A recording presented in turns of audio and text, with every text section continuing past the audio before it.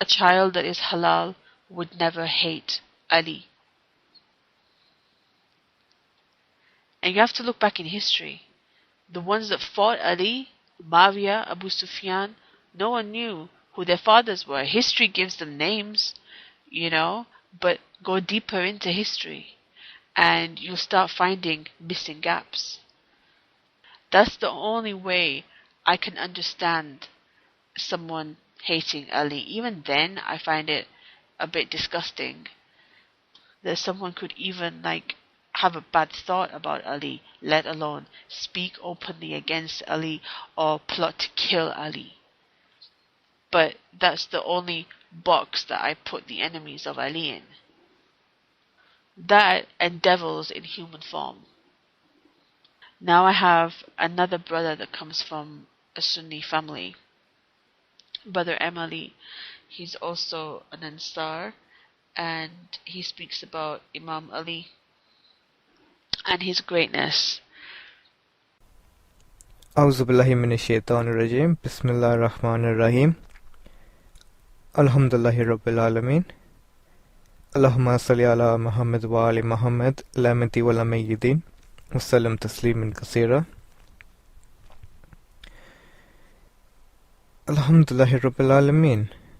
Ar-Rahmanir Rahim. Maliki yawmiddin. Iyyaka na'budu wa iyyaka nasta'in. اهدنا الصراط المستقيم صراط الذين أنعمت عليهم غير المغضوب عليهم ولا الضالين Amen. All praise is due to Allah, Lord of the worlds, the Beneficent, the Merciful, the owner of the Day of Judgment.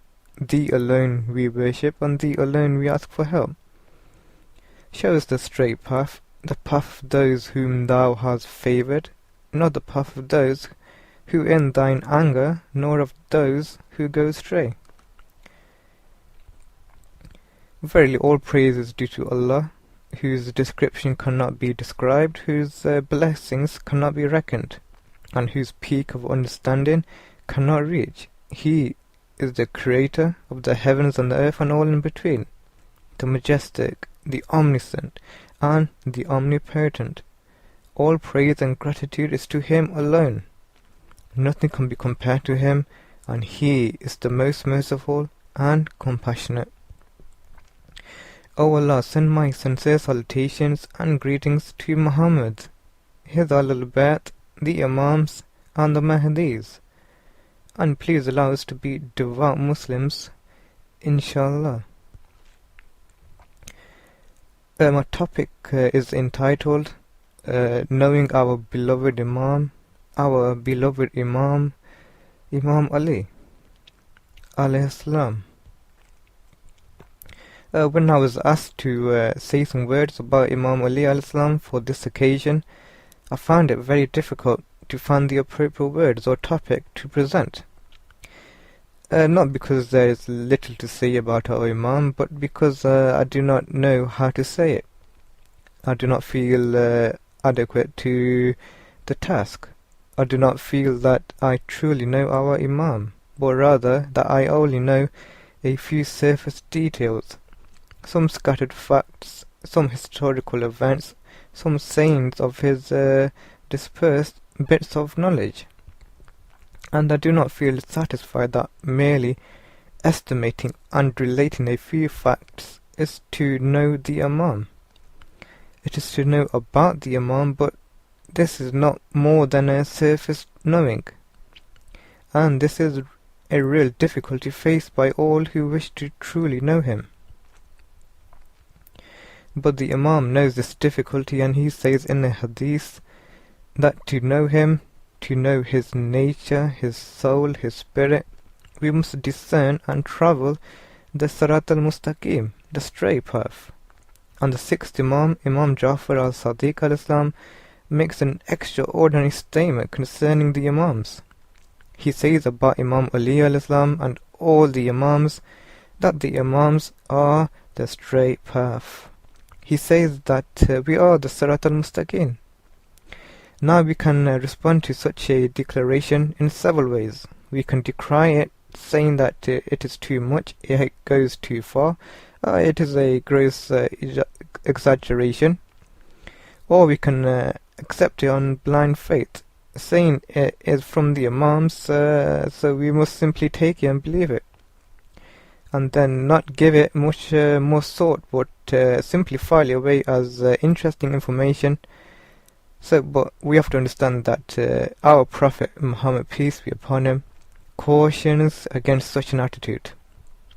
He said that time will come when hearing the name of the man who speaks with knowledge, in other words, praising the man, will be considered better than actually hearing the knowledge he speaks. And hearing the knowledge will be considered better than doing the thing itself. So, what we are left with, if we praise a man, we admit to his high level of knowledge, and that recognition indicates some iota of awareness in us. But it does not allow us to know that man. If we listen to him and study what he teaches us and remember it, then we can see that we've begun to approach knowledge of him. But we do not truly know him. If we acquire and comprehend that knowledge which he gives us and make it a part of oneself, and act upon it and walk the path he walks, not in blind imitation but with understanding, then we can say that we truly know something of the substance of that man. Now the Imam has identified himself with the straight path. So to know him, we have to first recognize that path. Then we have to gain knowledge of that path, and finally we have to comprehend that knowledge and walk that path, not in imitation but with understanding. The explanation and guide to this path is the Quran. It unveils the necessity, the details, the difficulty, the beauty, and the grace of this path. It describes the fruits of following this path. It says, on those who follow the straight path, Allah increases them in guidance and brings them to taqwa, awareness of God. The Quran describes how Allah raises in stages those who follow this path. They rise in degree from ilm al-yaqeen, certainty in knowledge, to ayn al-yaqeen, certainty through vision, through experience, to haq al-yaqeen, absolute certainty of the truth, the reality which underlies existence. At that point, the person contemplates with direct perception the realities that were previously understood through words, symbols, and reflections.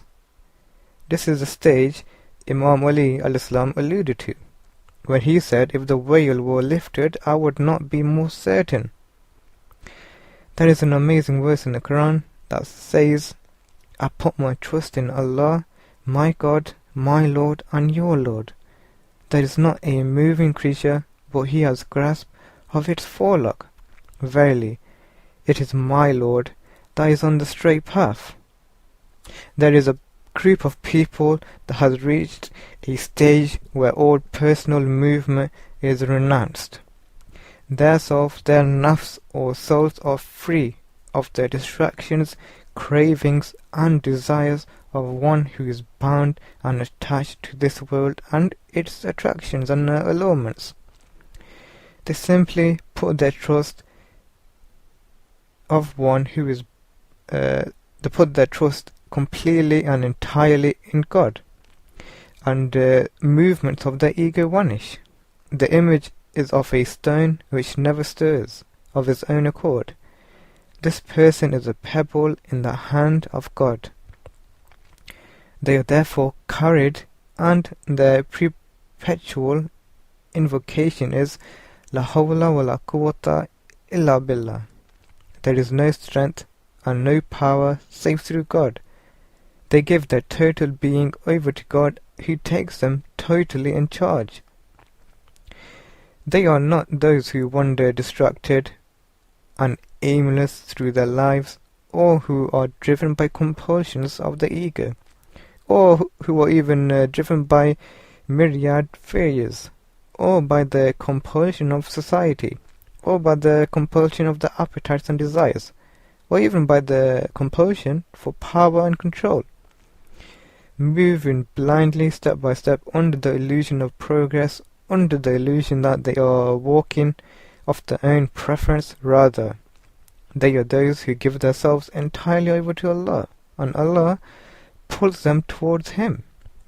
He draws them along His straight path, and it is said that a single attraction from Allah outbalances all the effects of jinn and men. So, the straight path leads to many degrees, many levels, many marvels. It is a path that is ihsan, full of beauty and grace, a path described with power and eloquence in the Quran.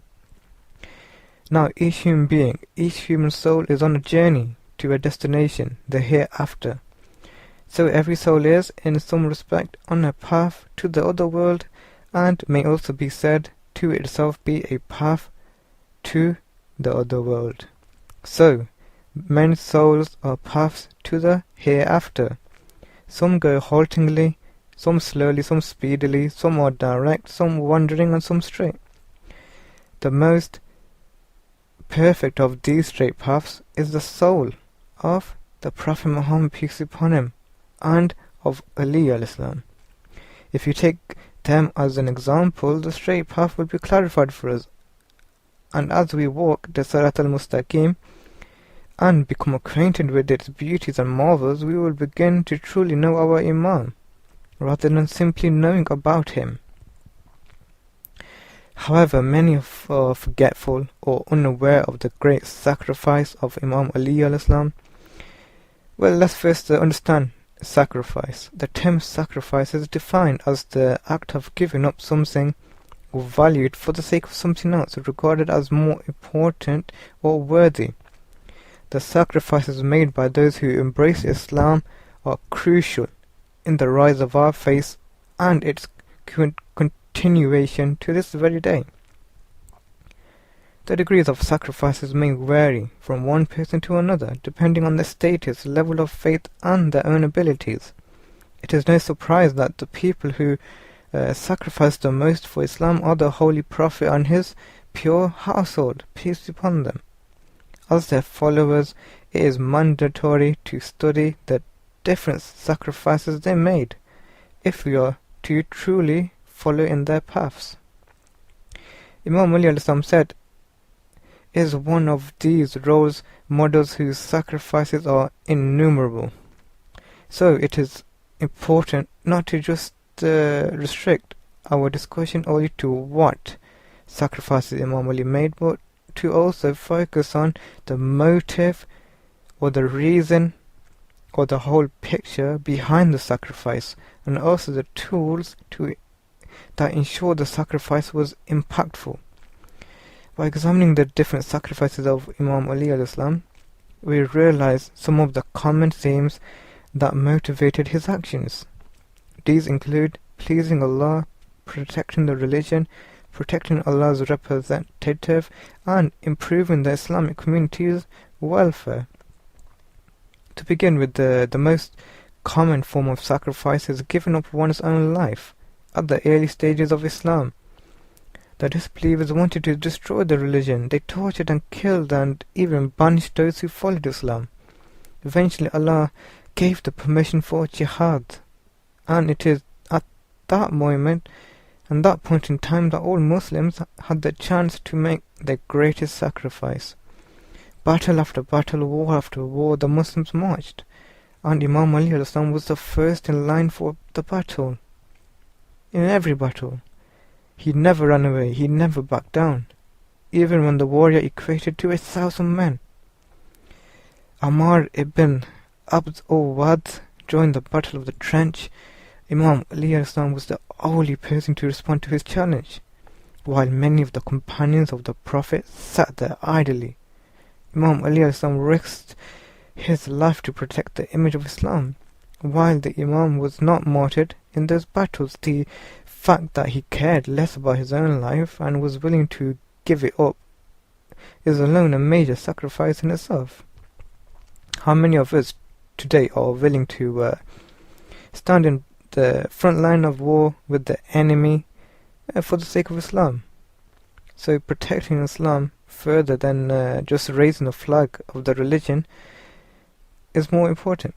So Allah subhanahu wa ta'ala sent us His representatives to help spread the teachings of the religion. Many of the believers had to migrate from Makkah to Medina at the very beginning of Islam. This alone was a major sacrifice. Leaving everything behind when the Prophet wanted to migrate, Imam Ali made one of the glorious sacrifices in the history of Islam. He slept in the bed of the Prophet Muhammad, peace upon him, knowing that the disbelievers of Quraysh were determined to kill the Prophet Muhammad, peace upon him. When the Prophet Muhammad, peace upon him, asked the Imam Ali if he was ready to take on that role, what was the reply? The reply, brothers and sisters, was, "And will you, O Prophet, be safe?" Subhanallah, he only wanted the Prophet to be safe. He didn't have no regard for himself. This is the sacrifice. This is the main reason behind everything for Islam. The Imam's sacrifices continued and went beyond sacrificing his life. Despite it being the highest form of sacrifice, he sacrificed his wealth for the poor. He sacrificed his rest of his he sacrificed his rest for his people. He gave everything he was able to give in the way of Allah.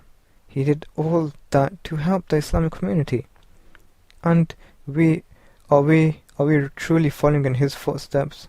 Are we sacrificing our wealth for a bigger cause? Are we sacrificing our time for a bigger cause?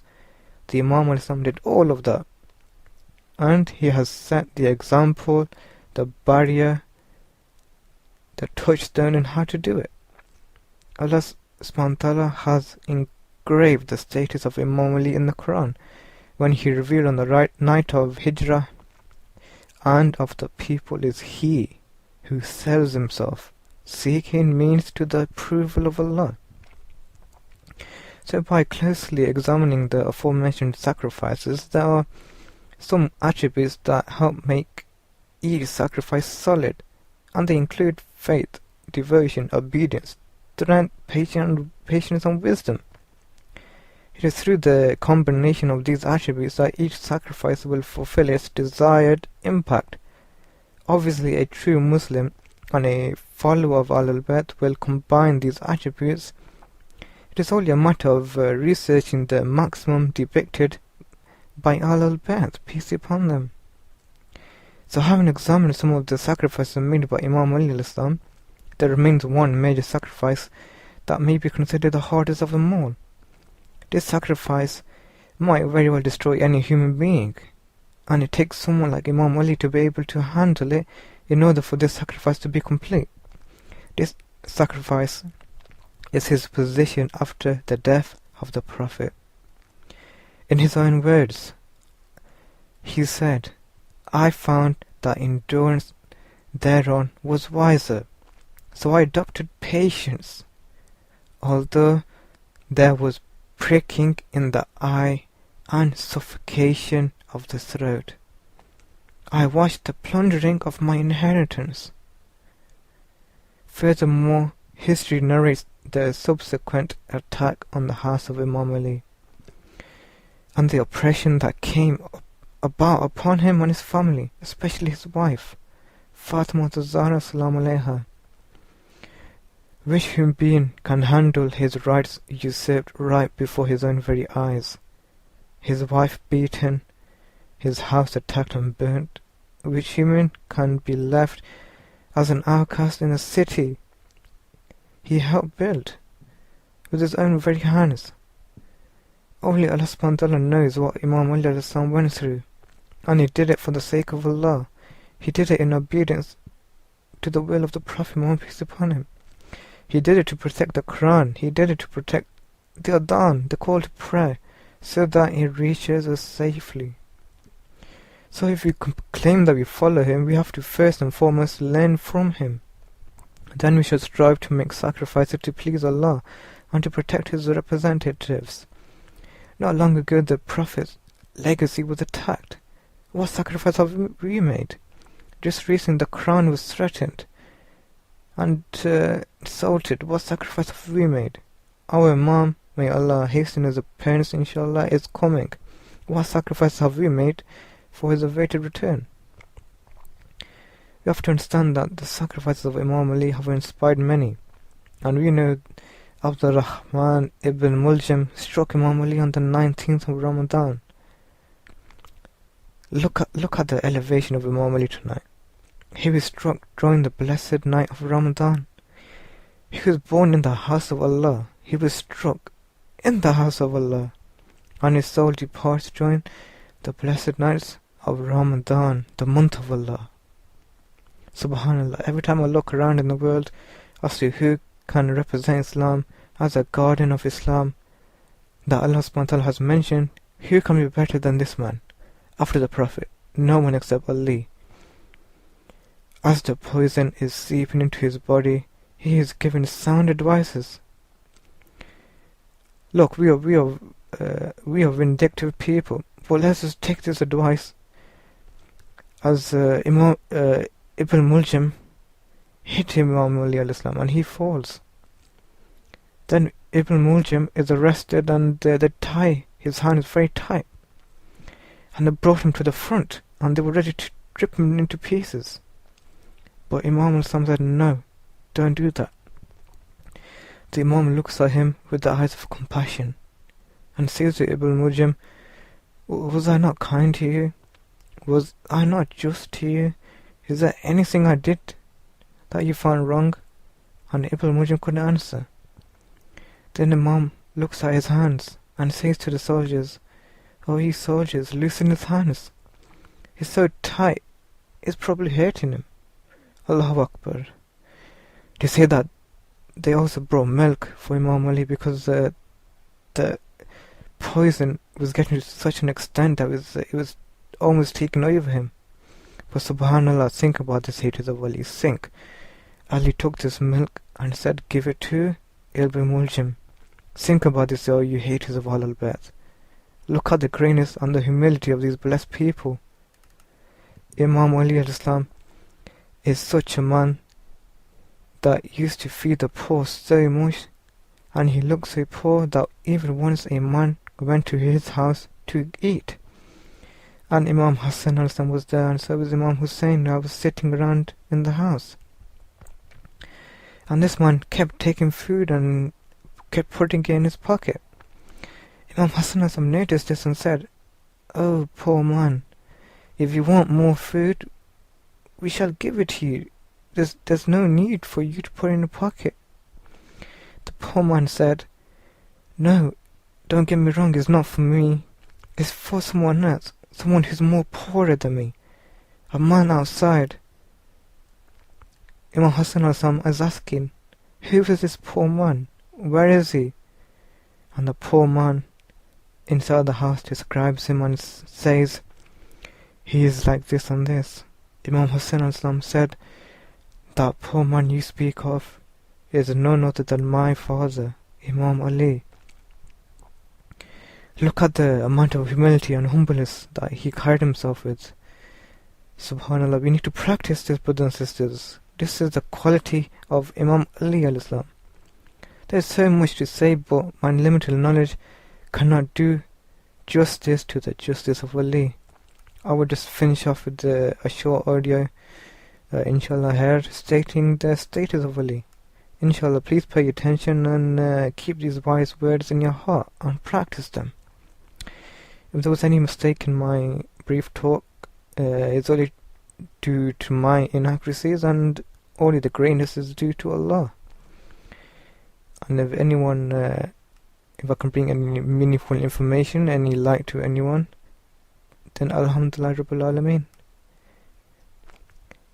A'udhu billahi minash shaitanir rajim. Bismillahir Rahmanir Rahim. Allahumma salli ala Muhammad wa ali Muhammad. Lamati wa lamayidin wa sallam tasliman kaseera.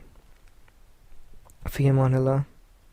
ويعسوب المسلمين أمير المؤمنين أسد الله الغالب علي بن أبي طالب is a truly unique character because he's the only person in history who's been able to combine and bring together all these antithetical qualities in the same human being.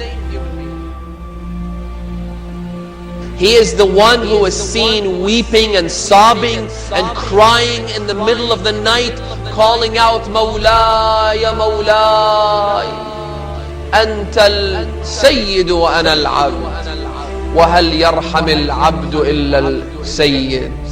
In the famous supplication of Amir al-Mu'mineen, read it, brothers and sisters. Read this supplication. You'll be reminded of just how great a personality Ali ibn Abi Talib was. These words are originating from the mouth of a man who is the bravest on the battlefield, who is the most ferocious in the face of the enemies of God, who is the greatest commander of any army. This is the same man who smashed open the gate of Khaybar single-handedly. Ali ibn Abi Talib is the one who does not tolerate oppression. Ali ibn Abi Talib, who is so sensitive about the way the treasury is handled. Not a single dime is taken from it unjustly under his watchful eyes. We could go on and on for years, and by God we'll never be able to do justice to the justice of Ali. Why is Ali ibn Abi Talib so special? Because he was the first to submit to the religion of Allah. Ali ibn Abi Talib was the first to come to Rasulullah whenever he needed help.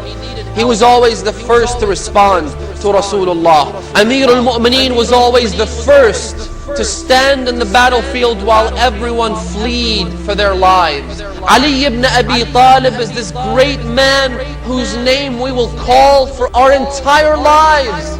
When you want to get up, you say, Ya Ali. When you want to sit down, you say, Ya Ali. When you want to climb a bunch of stairs, you say, Ya Ali. When you want to help your kids ride a bicycle, you teach them to say, Ya Ali. When your mother's giving birth to you at the hospital, she calls out, Ya Ali. Why? Because Rasulullah always called out, Ya Ali, Ya Ali, Ya Ali.